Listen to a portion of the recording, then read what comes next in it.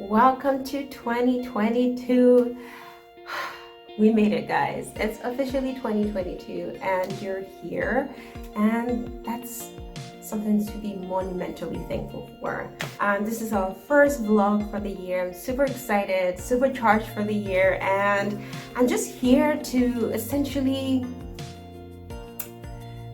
take stock of last year, but also talk about this year. Like, what do we have going on? I'm sure in your mind you're thinking all of your personal goals that you have listed somewhere that you want to accomplish. You have your work goals, career goals, all of those things combined. And this time around, we have to do things differently if our former system wasn't serving us, okay?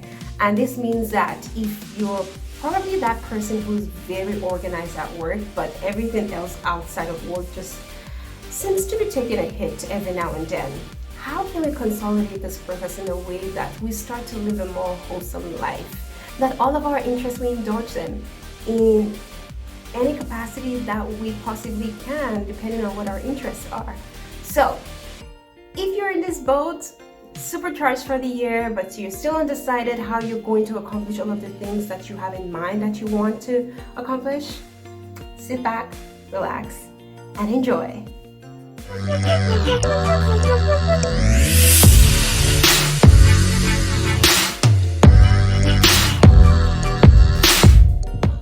Welcome to another episode on the Growth Leadership Cafe. My name is Adesua, your amazing host. And if this is your first time coming across my YouTube channel, you're very welcome. On this channel, I talk all things personal and organizational leadership for folks who are new to management or some form of supervisory role. And so if you're in this boat, really just trying to figure things out, this is a space for you. This year, we're going to be doing things a little differently, okay? So you want to subscribe. So if you're not yet subscribed, this is a great time to do that. Click on that subscribe button, click on the notification bell so you get a buzz every time I post a video, which is every week Tuesday, 8 o'clock a.m. Central Time.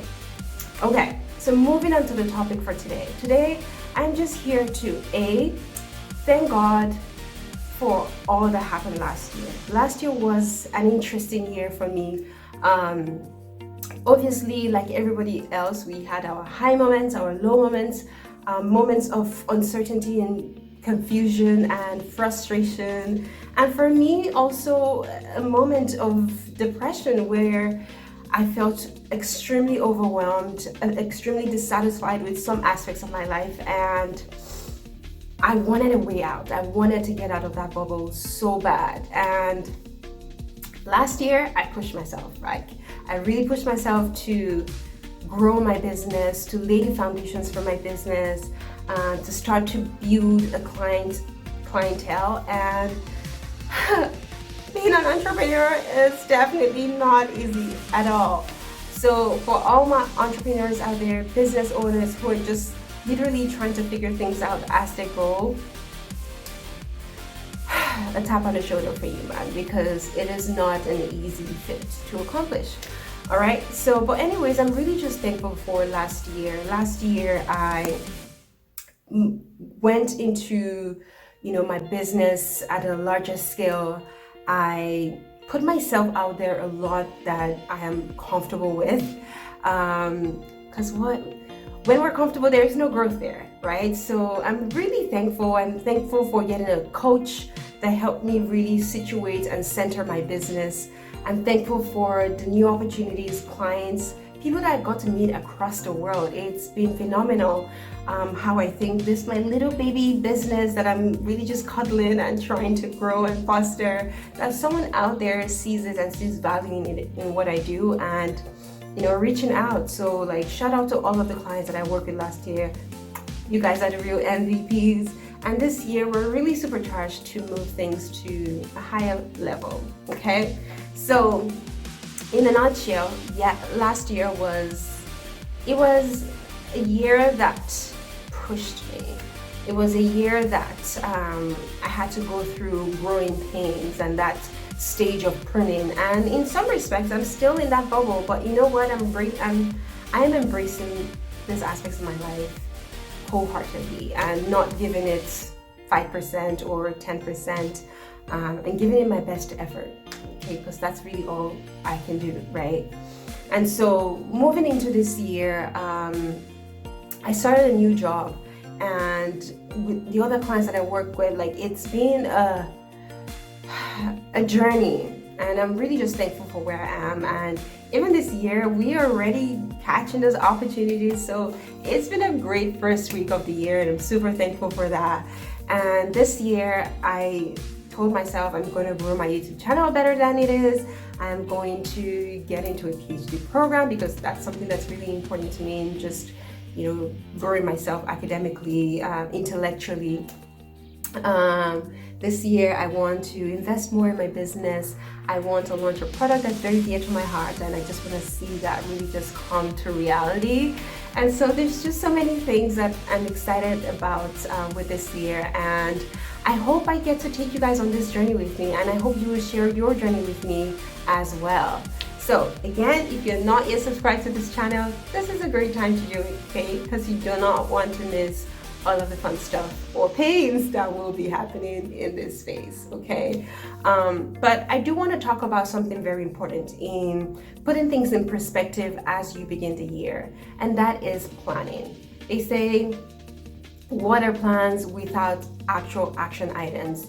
It's a wish, right? So if you have all this, the vision of the things that you want to accomplish this year, whether it's your personal life, you know, your work, team goals, whatever those things are, how are you making sure that they are consolidated in a way that, you know, you're, you know, prioritizing work over everything else? And not to say work is not important or shouldn't take a significant place in your life, depending on where you are in your life.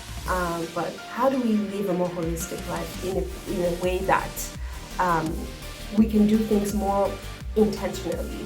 And so all of the interests that you have, it's not to say that you have to indulge everyone at the same time, but maybe it's time to explore more of that, right?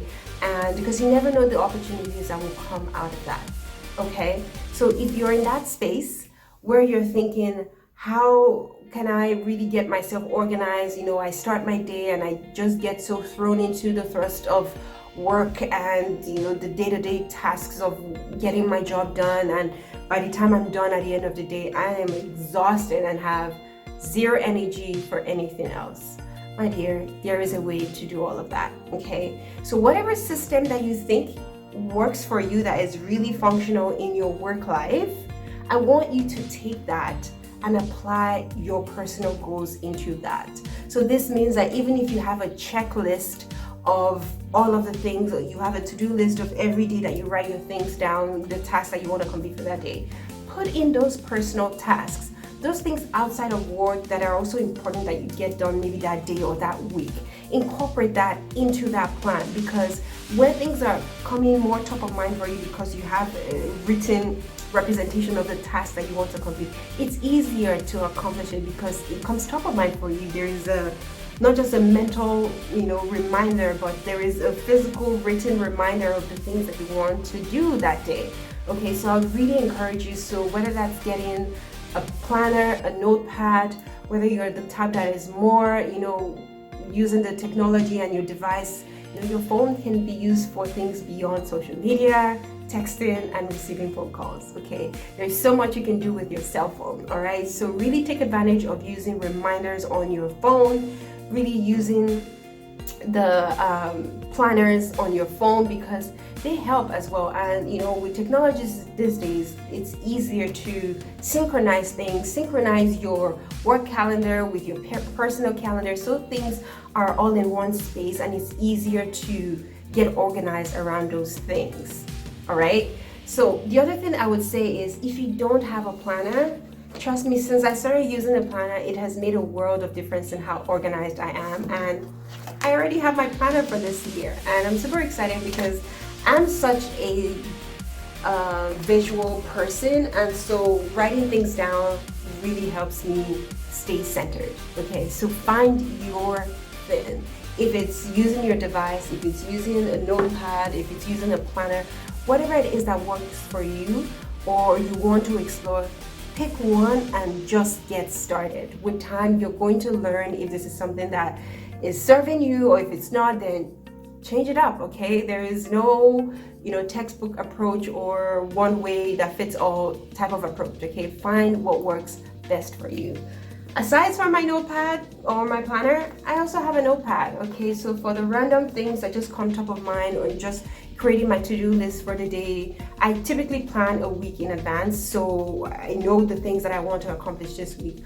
Obviously making room for things that kind of just come up in the moment, and I get those things in there as well, okay? So find what works for you, but please get organized. Writing things down. There is an old Chinese proverb that says, the faintest ink is better than the sharpest memory, okay? So this means that it's important that you put things down, all right? As much as our brain can take so much, nobody has a perfect memory, right? You cannot remember everything verbatim as you want it, when you want it, so it's important that you supplement that with actually putting things in writing in whatever format that feels more natural for you, okay? And lastly, I want to say is, if for your team goals you haven't started to explore revisiting the year, and I know that depending on the work environment you're in, fiscal year, or if it's the calendar year, however you guys operate within your business environment, find a way to take stock. The beginning of the year, the calendar year, is a good time to look at that. So that's reviewing how the last year went, where things are right now, what's working, what's not working, and what are the opportunities that lie ahead. Putting those things down, having your team share their input, their experiences, their perspectives in how the year went, and based on that, what do you have planned for the future?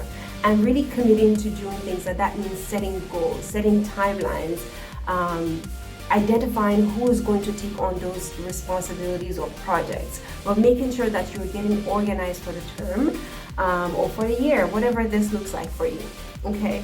And so for your team, I'm not sure how you manage your team projects, but explore platforms like Asana in organizing team tasks, team goals, projects, who is going to be involved in the project, and just letting things roll out, okay?